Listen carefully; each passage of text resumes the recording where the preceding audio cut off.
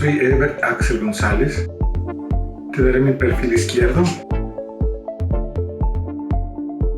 Ahora el otro izquierdo.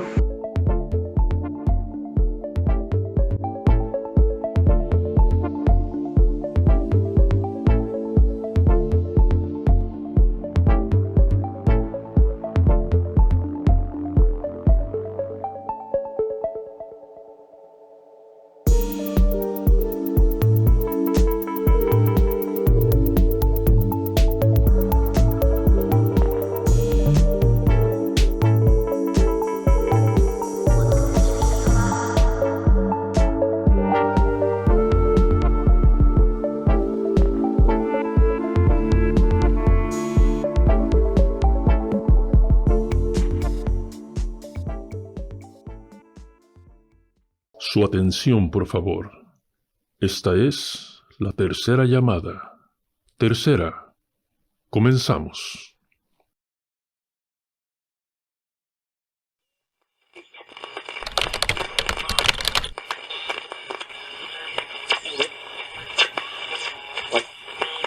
Buenas noches, bienvenidos, gracias por estar escuchando cada jueves en vivo desde Tijuana, Baja California para el mundo entero. Vamos a platicar de varias cosas, pero por lo pronto ya está con nosotros Luis Humberto Croswell. Bienvenido, Luis Humberto. Un placer, Jaime, gracias por la invitación.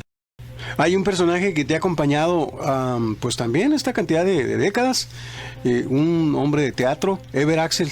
Ebert, ¿cómo estás? Buenas noches, muy bien, gracias, saludos a todos, Jaime, Luis y a todos. ¿Desde cuándo se conocen? Uy, desde la adolescencia. Sí, bueno, nos conocimos en la prepa por un amigo en común, Manuel Villaseñor.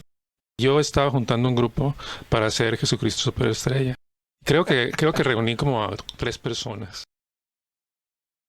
Yo tenía 18 años y así, de la nada, se me ocurrió hacer una representación de Jesucristo Superstar. Fue una ocurrencia. Pegué anuncios por toda la escuela. El cartelito llamó la atención de los que sí sabían montar espectáculos, la gente del taller de teatro de la preparatoria.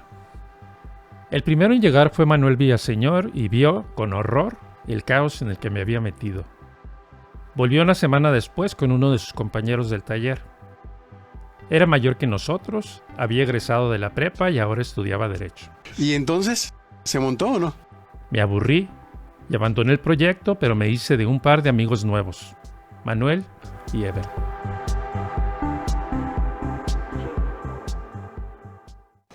Mis papás eran profesores de primaria. Mi papá se llamaba Gildardo González Hernández, mi mamá Rosario Sánchez Rosete. Los dos son de Ciudad Mendoza, Veracruz. Somos 4 hermanos. La mayor era Ludomilia González Sánchez, después sigue Gildardo Miguel, después sigo yo y después seguía el bebito, que era mi hermano. De chiquito, de 3 años más o menos, a todo mundo le decía que le leyera Paquito. Le gustaba mucho y cuando fue el 10 de mayo se la recitó a mi mamá. Paquito, mamá, no haré travesuras. La primera vez que hice teatro fue en este foro precisamente, yo tenía 4 años. Y pues nunca más dejé de estar en el escenario. Yo creo que Ebert no nació en un escenario porque no pudo. Tuvimos oportunidad de estar juntos un poquito en la primaria y siempre declamando, siempre bailando. Cuando estuvo en la secundaria, igualmente, siempre participando en los concursos de poesía, de oratoria. Le gustaba bailar mucho y era con Mayra, le gustaba mucho, que era la época del disco y a cada ratito entraban a concursos. Él quería estudiar otra cosa y mi papá, no, vas a estudiar leyes, no tenemos para mandarte a México y estarte pagando un departamento y todo. Y se fue a leyes, siempre tirándole al teatro. A mitad de la carrera de Derecho me doy cuenta que no es lo mío. Me gustó mucho desde lo teórico, pero yo no dije, yo no quiero estar trabajando en esto toda mi vida. Me acuerdo que el día de mi graduación me dice mi papá, abogado, le ponemos el bufete. Le digo, no, gracias. ¿Y además de dónde? Usted no se preocupe, caballero, yo me encargo. Ups, Y le dije, padre, discúlpame, pero no es lo mío. Híjoles, ¿cómo te explico? Pero no me Yo voy a hacer creo, teatro. ¿no?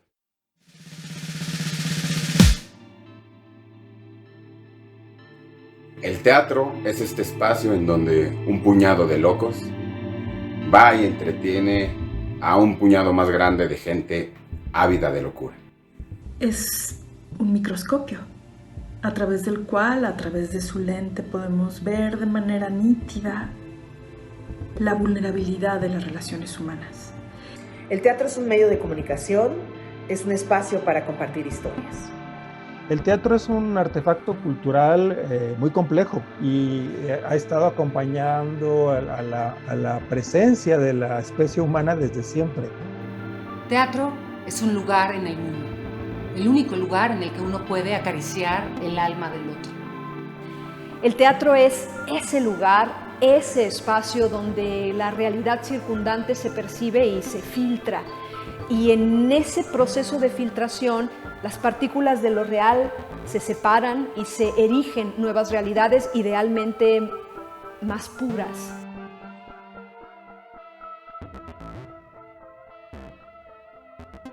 ¿Qué es lo que nos permite cegar las emociones? Dice. A ver, llorar.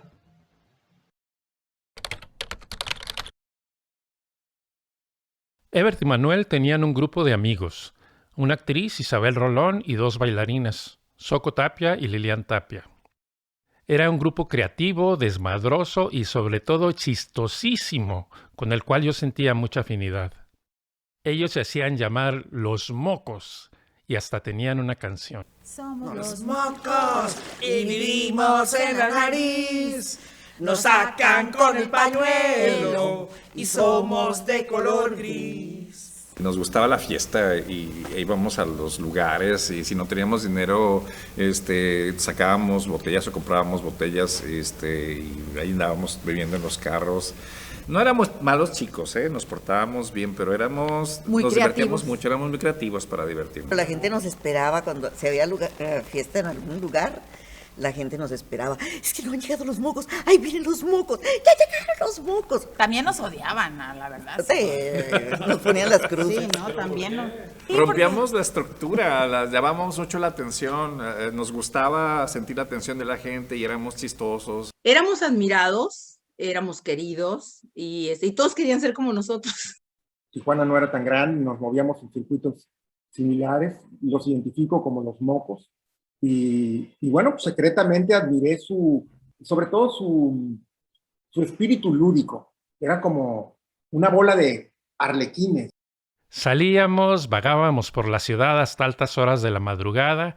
Cualquier lugar que estuviera abierto las 24 horas era nuestro lugar de encuentro. Chistes, albures y bobadas, cantábamos y bailábamos, los temas nunca se agotaban. En algún momento, en alguna fiesta, recuerdo que ungieron a alguien. Lo convirtieron con un ritual divertidísimo. Él quería hacer moco, entonces dijimos, tenemos que ponerlo a hacer algo y inventamos ahí un espectáculo improvisado que fue muy divertido. Hacíamos unos mantras y todo.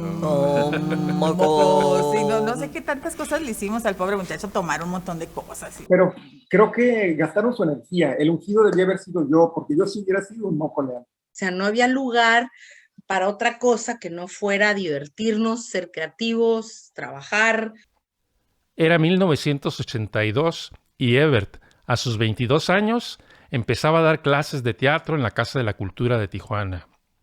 Algo nos atraía de ese viejo edificio de la colonia Altamira, porque invariablemente acabábamos estacionados frente a él. Todos dábamos clases en esa época ya y fueron los pininos del teatro, fue cuando empezamos a hacer teatro.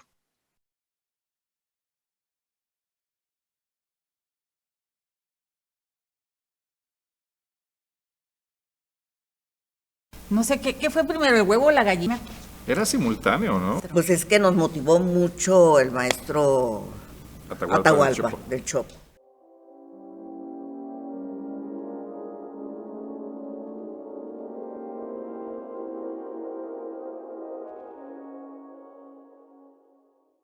Atahualpa insistía, creo que veía algo en nosotros, se decía, es que con 2 o 3 que se junten se puede hacer algo bueno que permanezca.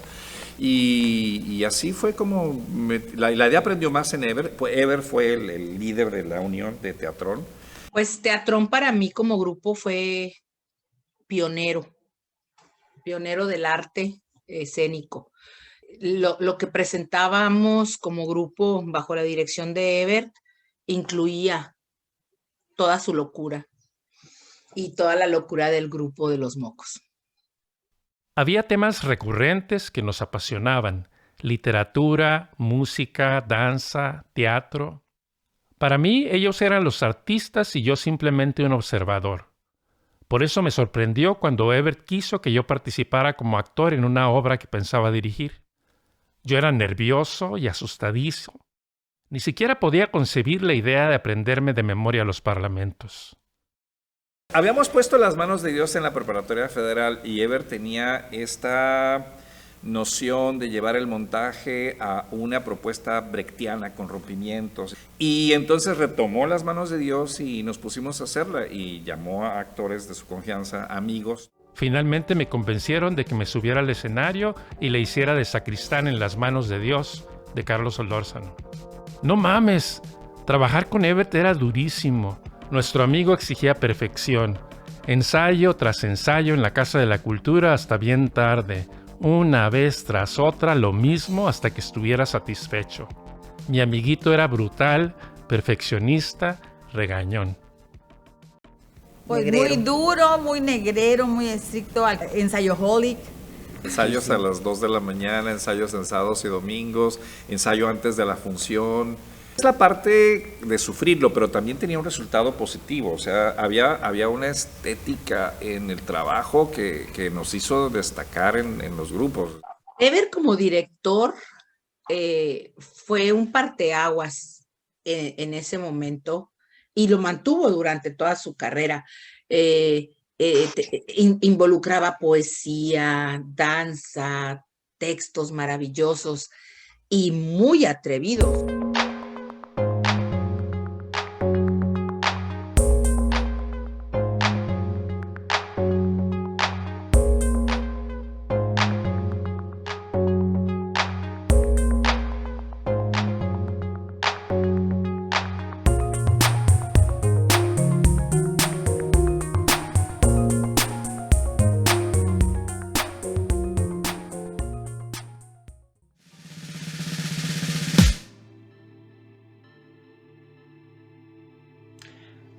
Es un poeta que escribe historias que nos conmueven, que nos hacen reír. Es el autor intelectual de una historia que constituye un atentado contra lo ordinario, porque lo suyo es explorar lo extraordinario de la condición humana. Realmente es un ser que no tiene amigos, que se inventa personajes primero en su cabeza y luego los baja al papel para poder convivir, para no habitar este mundo de soledad y de tristeza. Es una persona que escribe dramas. Los dramas son historias que suceden frente a nuestros ojos en tiempo presente con personajes actuantes. Son seres colmados de paciencia, que saben que la obra, el texto, espera siempre a la escena para librar su última batalla. El dramaturgo fabrica una serie de objetos que se llaman textos dramáticos, que son trampas para actores. Un dramaturgo es una persona que realiza una partitura de enlace entre la creatividad amplia y la escena. Es el ser más egoísta que existe. Solo piensa en él o ella, en sus propias ideas. No se pone a pensar que tal vez en algún lugar un productor se está mordiendo las uñas para encontrar el presupuesto para crear sus ocurrencias.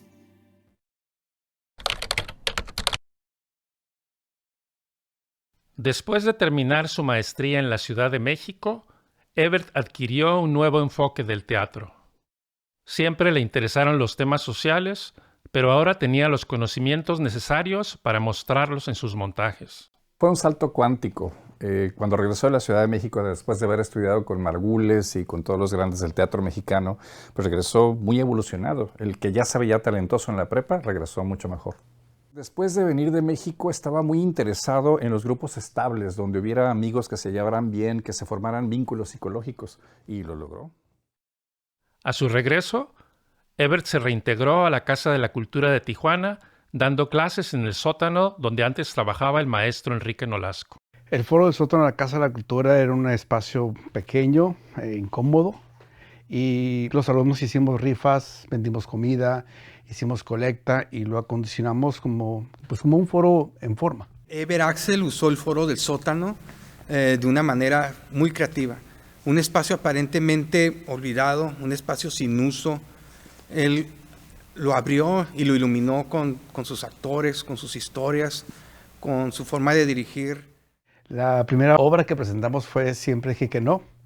Ebert reunió textos de varios autores y lo presentamos en forma de circo.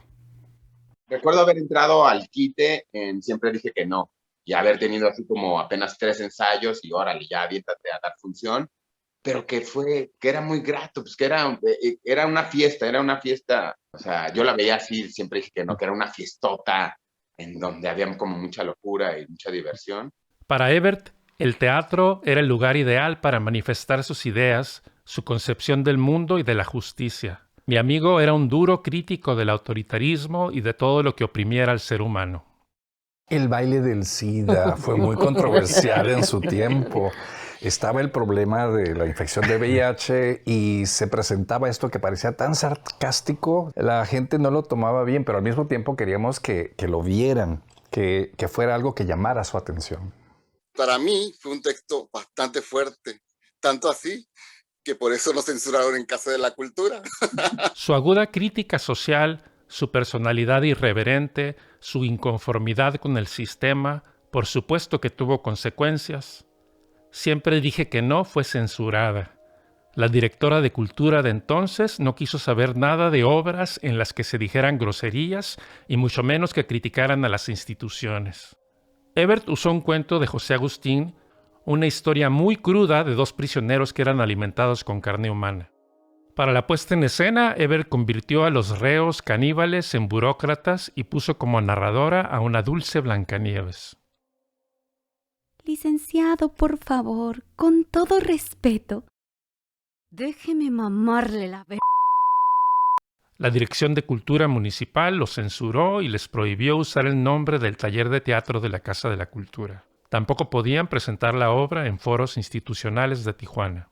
Fue entonces cuando Ebert decidió fundar una nueva compañía de teatro y usar el nombre del lugar donde daba clases. Así fue como nació la Compañía del Sótano.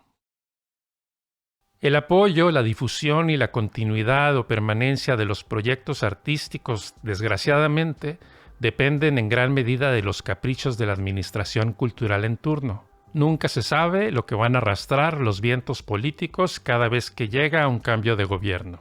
Después de Siempre dije que no, vino 5 y 10 de Hugo Salcedo y luego montó Pluto, el dios de la riqueza, una comedia de Aristófanes. Ebert me reclutó para trabajar en Pluto, el dios de la riqueza. Se trataba de una sátira política que funcionaba perfectamente para criticar los tiempos modernos.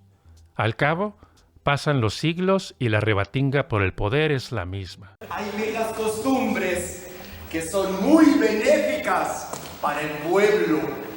Los impuestos y las limosnas es algo que siempre hay que subir y subir y subir. Pluto, el dios de la riqueza, fue la primera obra que le vi a Ebert y fue precisamente en el Foro del Sótano. Me encantó el concepto, lo disfruté muchísimo. ¿Cuántas veces los hemos invocado sin que ustedes respondan? ¿Acaso está ocupado el teléfono? ¿Está su secretaria de vacaciones? ¿Qué vamos a hacer si ustedes no contestan nuestras llamadas? ¿Ensayábamos?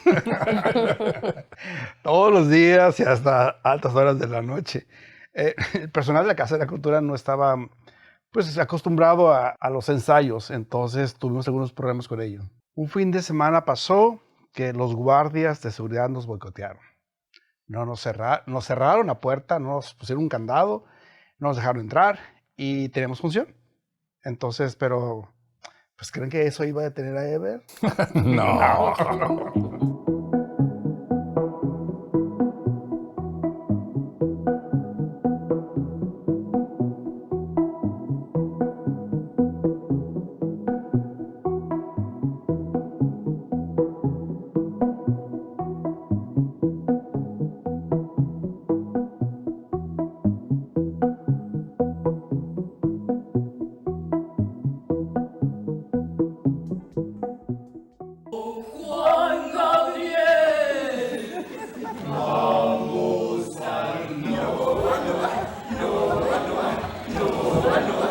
Necesitamos ayuda para empezar esta puesta en escena. En 2013, la Compañía del Sótano cumplía una década de trabajo teatral ininterrumpido. Lo celebramos con un video que se llamó ¿Cómo sufre la cultura?, un documental ficticio donde un actor realizaba entrevistas tipo Jaime Maussan. ¿Serán los artistas seres extraterrestres? El equipo de ¿Cómo sufre la cultura? Tratará de desentrañar los misterios que rodean a esa secta formada por actores, directores y dramaturgos.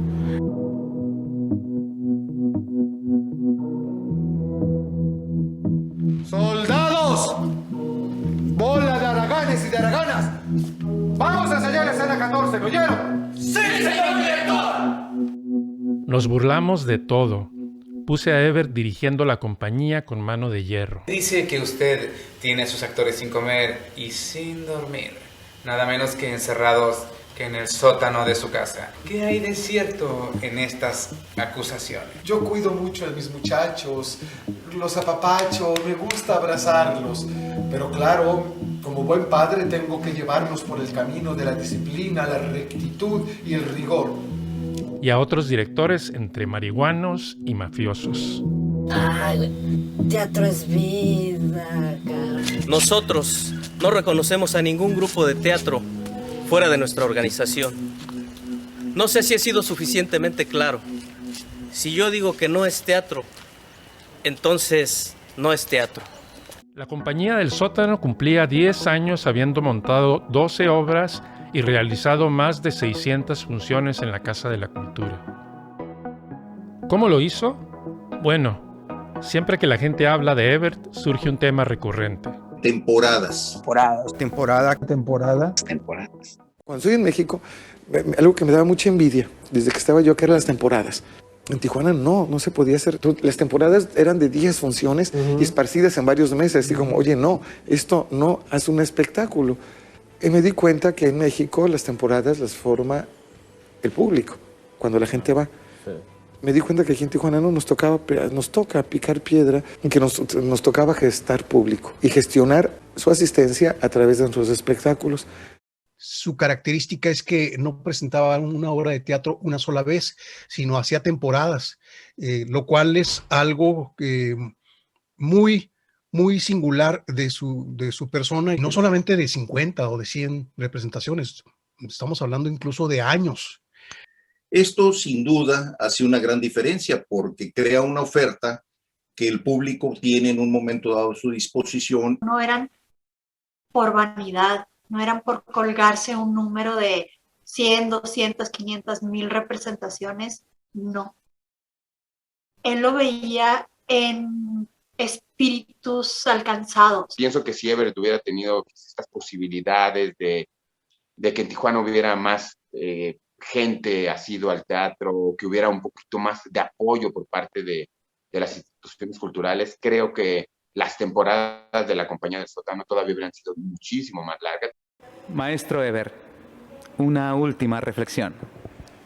10 años, se dice fácil. Muchas gracias, maestro. Se nos ha terminado el tiempo.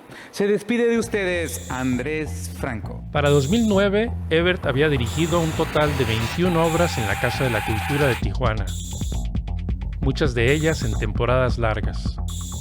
Hasta la fecha, la Casa de la Cultura nunca ha visto tantas funciones de teatro. Si sumamos todo su trabajo, hablamos de cerca de 750 funciones. Esto es inédito, histórico. La Casa de la Cultura nunca ha vuelto a abrir sus puertas a tal cantidad de público, ávido por disfrutar puestas en escena. Sé que no eres actor, Cornelio. Ya sé que te cuesta trabajo, pero concéntrate, Cornelio. No es fácil ni difícil. Se trata de una escena dramática, Cornelio.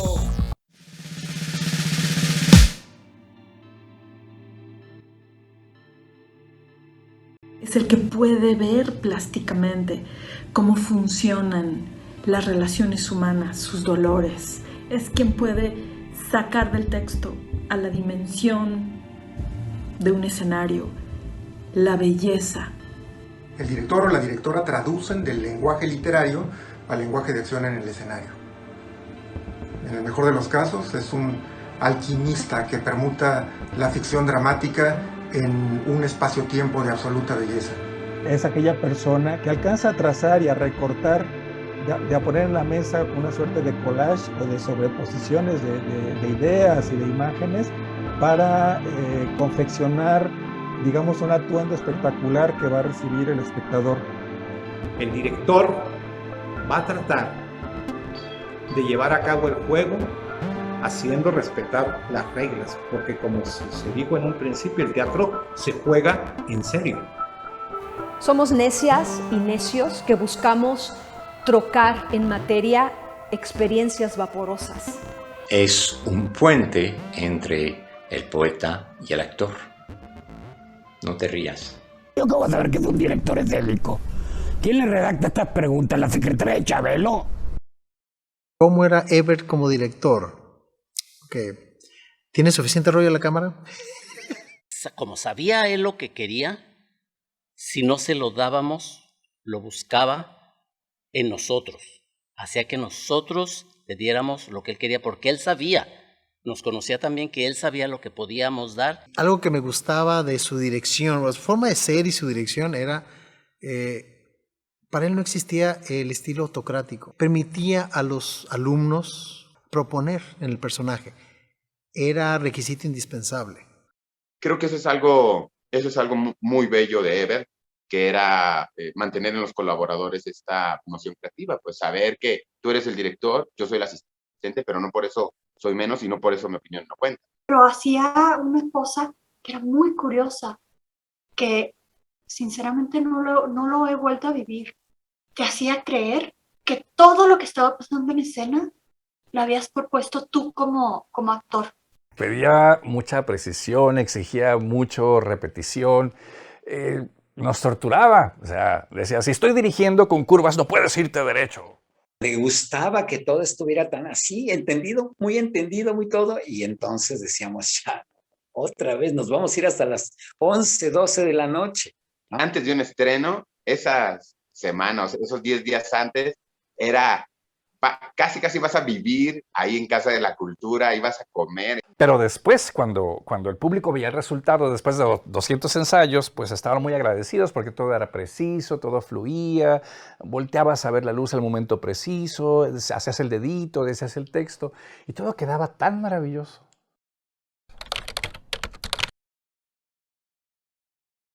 Desafortunadamente, la gente que ponen en decisiones de cultura o quien asigna presupuestos son personas que adolecen de una visión profunda de lo que es el ser humano y lo que representa el arte, y en este caso en específico el arte escénico, ¿no? El teatro. El motivo por el que se cerraba no lo entendimos nadie. ¿Por qué cerró el foro del sótano? Nunca lo entendimos. Realmente sí fue una arbitrariedad y para la ciudad fue una pérdida tremenda. Y nunca hubo una explicación cuerda, normal, de que uno entendiera por qué se cerró ese espacio que era tan importante para la ciudad, para la comunidad. Yo me di cuenta que había problemas entre la directora de la Casa de la Cultura en ese momento y Ebert. Ese teatrerillo ya me tiene harta con sus exigencias.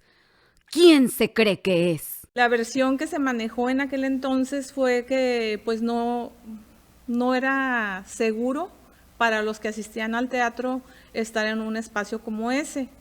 pero ese espacio venía operando desde muchos años. Entonces ya te imaginarás el desconcierto y en el estado de ánimo cómo le afectó a Eber. Yo sé que el espacio no tenía ningún problema de seguridad porque ese espacio lo revisamos nosotros numerosas veces.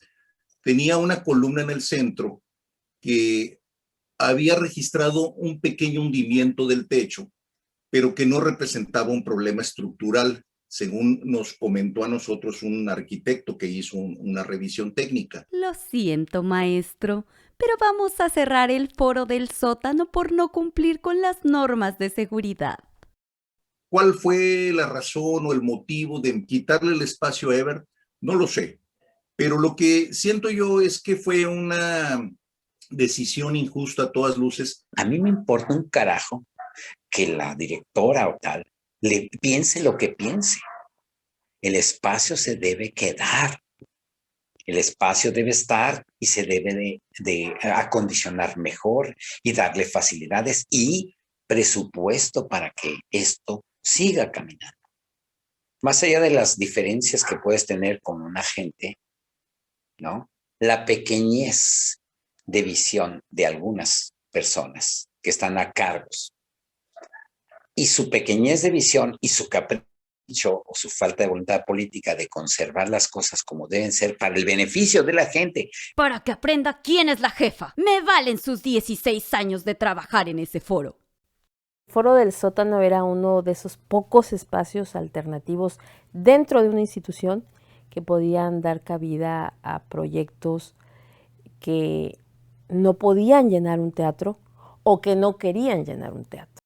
Cerrar un espacio cultural a mí me duele porque es difícil abrir nuevos espacios y cerrar uno sobre todo para artes escénicas es todavía pues, más complejo porque no hay muchos espacios en el estado para presentar artes escénicas. Es un atentado contra el saber de la gente joven, contra su capacidad de entender, de comprender el mundo. El teatro es una arma, es una herramienta muy importante de propuesta, de análisis, de reflexión. Cuando cerró el foro del sótano, desafortunadamente se cierra una puerta, una posibilidad de un espacio cultural para la ciudad.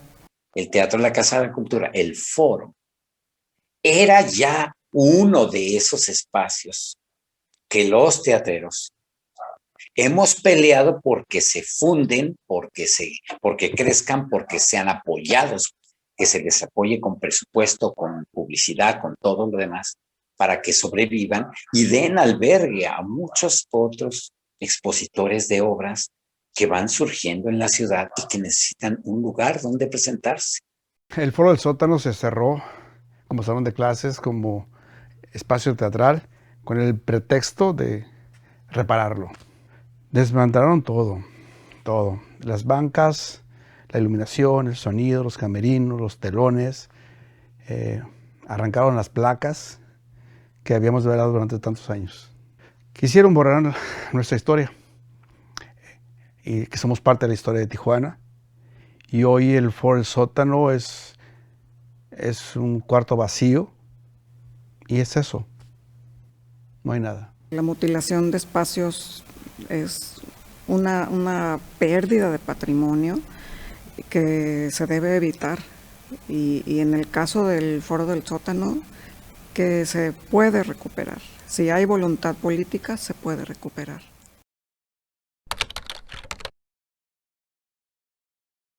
Soy el ángel Gabriel.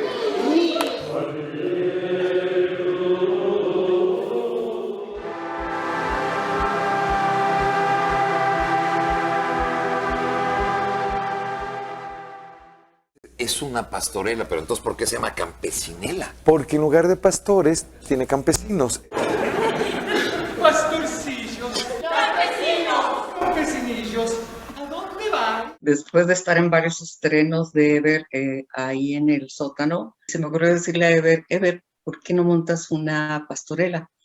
Y pues la verdad cuando le vi la cara así como que no sabía si lo estaba ofendiendo, que más como que yo, una pastorela, y pues a los días me llevó un guión que me encantó y pues la pastorela fue un éxito. La campesinela rompe con todos los arquetipos o los modelos en este género, en el género de la pastorela. El auto sacramental clásico, obviamente desde la óptica muy particular del mexicano, para hablar de un fenómeno bien importante que nos interesa mucho a la gente de frontera, que es la migración. ¡Nosotros somos los diablos! ¡De esta pastorela! ¿Qué les vamos a contar? Lo que sucedió allá en Tijuana. Con unos campesinos que venían del interior a cruzarse los United States. También hace una crítica social muy fuerte, ¿no? Al imperialismo, a la cultura del consumismo, a la economía de mercado. Lo que yo quise hacer con este texto es reunir la tradición del auto sacramental, que el data de Edad Media, con esto catequizan cuando colonizan el país, y el teatro de carpa, muy de siglo XX, de principio. Y muy mexicano. Y muy mexicano.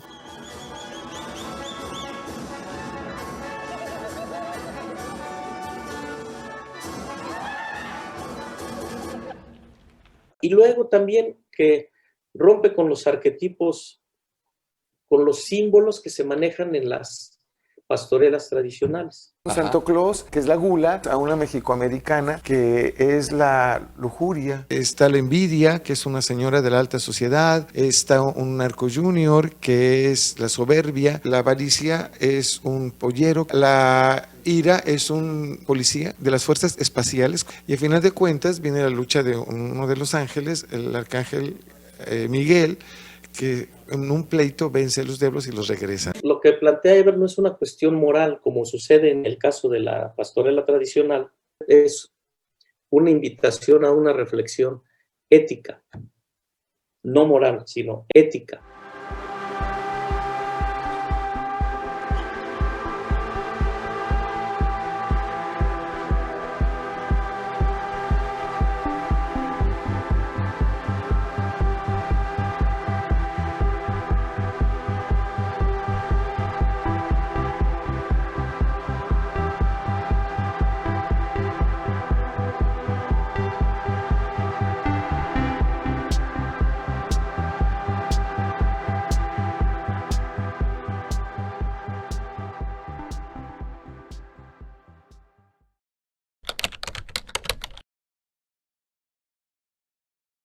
Nos conocimos un sábado 5 de agosto de 1984 en un antro o bar que se llamaba el Noa Noa. Estuvimos platicando casi toda la noche. Escuchábamos muchas canciones, pero había una canción en particular que cada vez que íbamos aparecía esa canción. Y era La Maldita Primavera. Deber me atrajo su sonrisa, sus ojos y durante la plática su inteligencia. Cuando era joven quería irme a la Ciudad de México a estudiar teatro y canto, pero en mi casa no me dejaron. Eber me dijo, no renuncies a tus sueños. Me contagió su entusiasmo y me abrió un mundo de posibilidades. Cuando Eber se fue a estudiar a la Ciudad de México, no lo pensé dos veces. Me fui con él. En la Ciudad de México montó una obra y fue la primera vez que yo pisé un escenario. Regresamos a Tijuana y Eber se convirtió en mi maestro de teatro en la Casa de la Cultura de Tijuana. Pasaron 14 o 15 años antes que decidiéramos casarnos y fue una ceremonia muy emotiva. Estuvimos casados 4 o 5 años y luego nos separamos después de 20 años y medio siendo de pareja, pero nunca rompimos la conexión, nunca rompimos el contacto o el enlace que teníamos. Sí, continuamos trabajando, continuamos haciendo teatro y ese lazo que se formó nunca se rompió hasta el día, yo creo ni hasta el día de su muerte.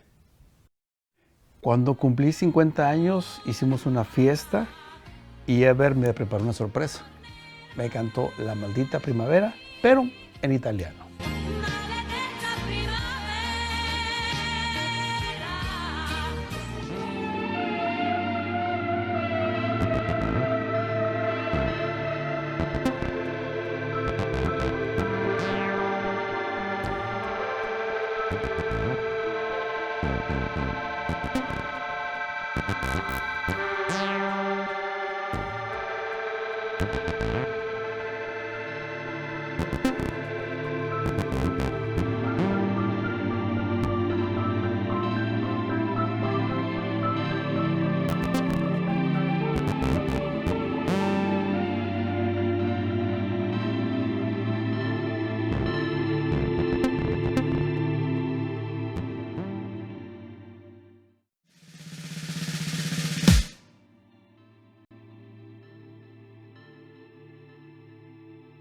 El actor es ese ser valiente que se atreve a decir lo que ante la gente, lo que el director y el dramaturgo nada más dicen desde atrásito, sentados de manera tímida y temerosa. Un ser sensible que presta su cuerpo, su voz, sus emociones, su alma para que suceda la historia, para que nos emocionemos. El actor es el representante potencial de toda la naturaleza humana. El que va a ir a dar la cara y se va a arriesgar y va a poner su carota frente a la comunidad es el actor. Es un ser sumamente poderoso que se planta enfrente del escenario y abre el corazón, la inteligencia, el erotismo, la fuerza para compartir una historia con los espectadores. Son los protagonistas y los antagonistas. Son los que luchan por conseguir sus anhelos y los otros por oponerse a los anhelos que el otro quiere. Un actor es un ser muy especial, un ser con la autoestima tan baja y una necesidad de cariño y atención tan grande que es capaz prácticamente de todo, ¿eh? El corazón del teatro. Siempre está en incertidumbre y riesgo, siempre está pulsando, siempre está haciendo latir al andamiaje del teatro y bombeándole oxígeno cuando más lo necesita.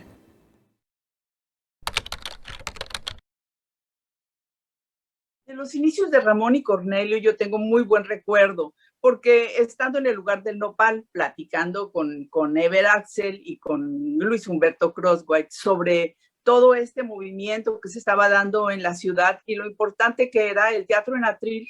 Entonces, con el entusiasmo que tenía siempre Ever y platicando contigo, como que te conminó a que escribieras algo para el teatro en atril. Y tú ese día dijiste, sí, voy a escribir algo para que se presente aquí, en el lugar del nopal. Escribí una historia sobre dos amigos que hacían un dueto norteño. El texto me salió de corrido, divertido y punzante.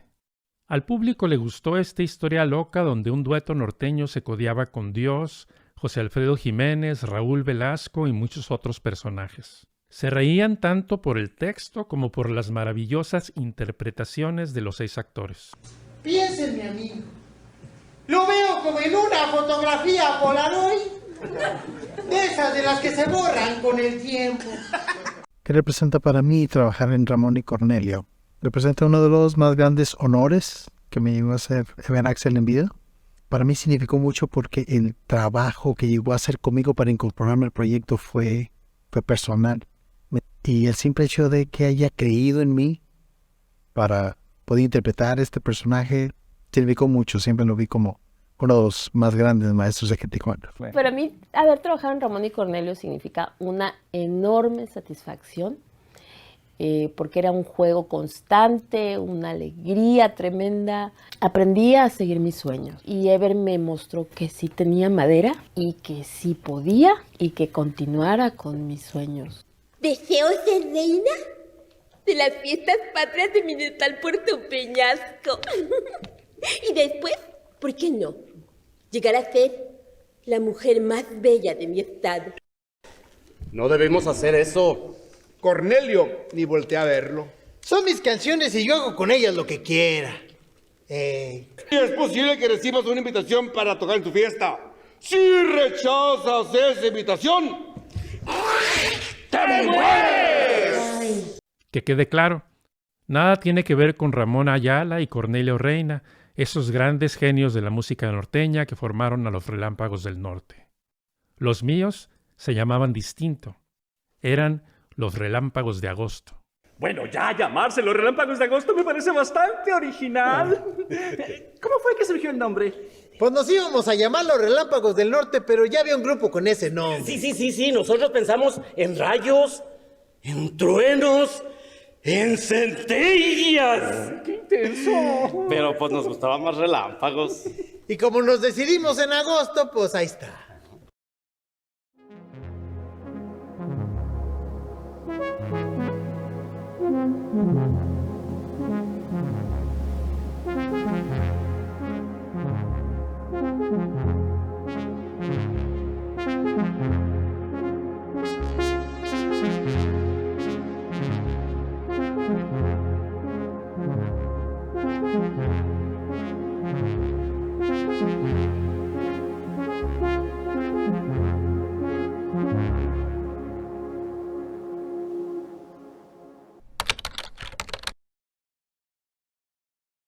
La pandemia del coronavirus sorprendió al mundo. Era abril de 2020. Ever tenía varios días enfermo con tos y fiebre. Pues hablamos por teléfono y me dijo, creo que ya me pegó el maldito bicho. Tenía mucho miedo. Me buscaba como psicólogo y como amigo. Quería que le ayudara a manejar su miedo. Me mandó un mensaje el viernes. Me dijo, ya no puedo hablar, la tos no lo dejaba. Y me dijo, me voy al hospital. Yo todavía estaba en la negación. ¿De veras es necesario que vaya al hospital? Pues después de que se internó en el hospital no supimos nada y fueron días de mucha angustia. Pues escuchábamos noticias del tipo de está delicado pero estable y creemos que eso eran buenas noticias. En mi desesperación me repetía, Evert no se va a morir. Pura madre que voy a dejar que se muera. Su cuerpo se va a enmendar porque tiene que ver a su sobrino todos los domingos y tiene que llevar a su mamá a comer como lo hacía todos los sábados. Pero no fue así. El domingo 19 de abril me llamó su hermano para decirme que había fallecido. Recordé la promesa que nos hicimos cuando nos casamos, hasta que la muerte nos separe. Pues la noticia de su muerte me noqueó y tuve que meterme en mí para sobreponerme.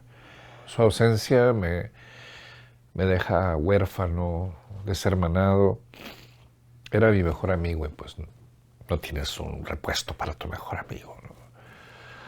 Se queda un hueco, un vacío que espero que sea un vacío fértil que pueda llenar con cosas buenas y productivas. Lo sigo soñando, sigo platicando con él en sueños, lo sigo viendo. Lo sigo sintiendo su presencia en algunos momentos. Es un vacío de mi amigo, de mi cómplice, de un artista, de un director, de un promotor, de un activista, de un apasionado del teatro, de un apasionado de la cultura, de un creador. En momentos como este, podría escribir una canción melancólica que haría llorar a muchas personas. Nada como un mal estado de ánimo para escribir una buena canción. Cornelio sigue corriendo, se adelanta. Ramón intenta seguirlo, pero está muy cansado. Su corazón latiendo fuerte, como cuando eran niños. Y jugaban en el jardín de su casa. Lo ve alejarse, lo ve convertirse en un punto lejano. Luego simplemente en un punto. Lejano. Luego simplemente en una distancia. Lejano. Distancia. Lejano. En una distancia indescriptible. En una playa. Lejano. Indescriptible. En una playa desierta. Lejano. Indescriptible. Desierta. Adiós, Cornelio. Luego te alcanzo.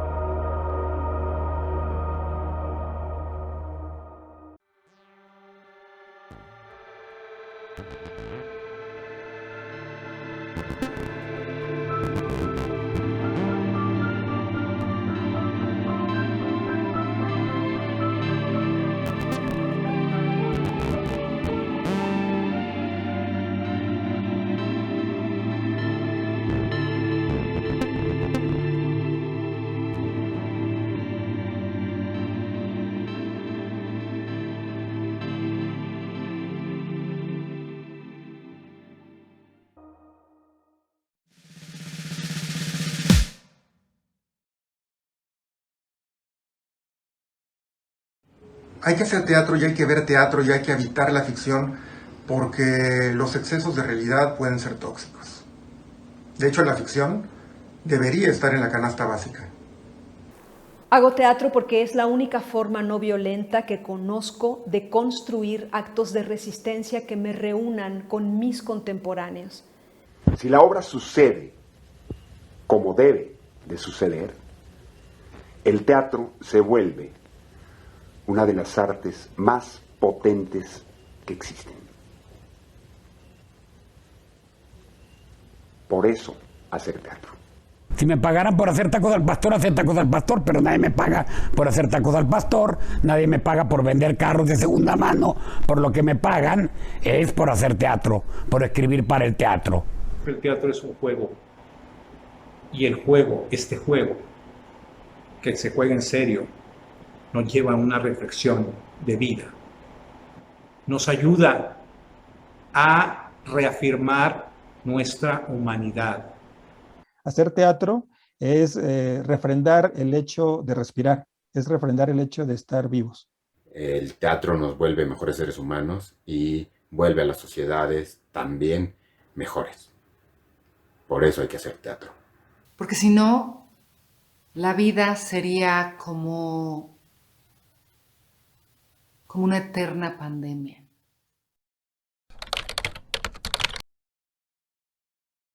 La Casa de la Cultura de Tijuana. ¿Quién construyó este edificio?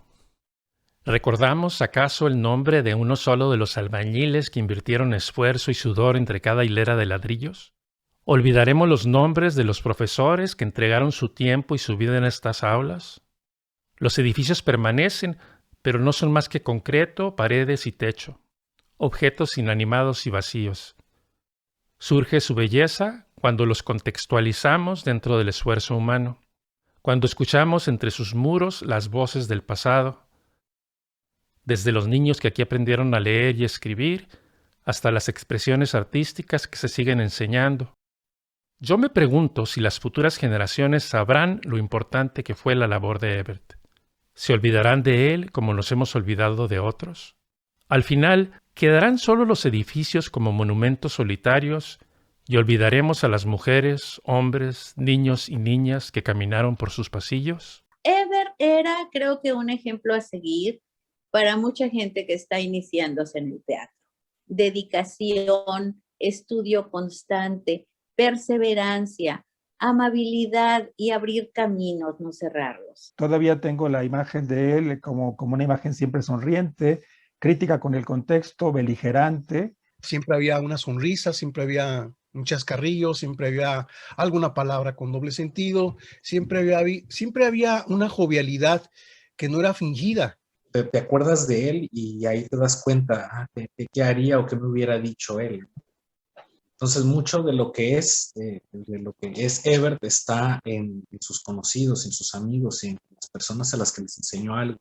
Así como dejaba su estela de perfume, dejaba su estela de amor por donde pasaba.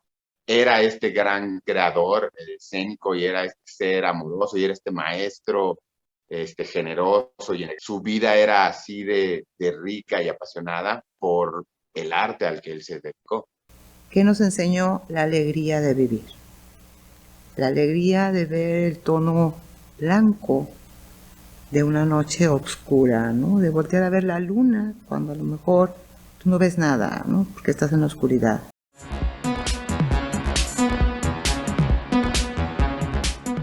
Puedo ver el alcance que tuvo de tocar tantísimos corazones y la influencia que dejó en tanta gente, ¿no? Y siempre fue tan leal a sus ideales y tan lleno de pasión por el arte y por todo lo que él creía.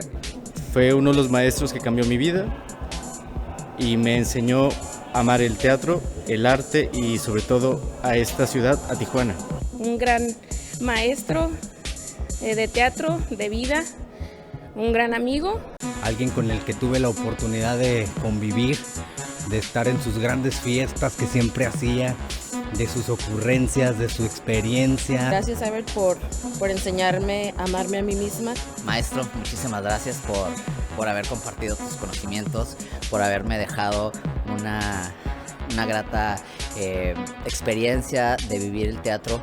Gracias por todo. Sigues en mí, sigues en todos nosotros. Le diría que muchas gracias y que, como él decía al final de todas sus funciones, de una obra que se llamó A Empujonearse ha dicho, viva Tijuana, viva la diversidad.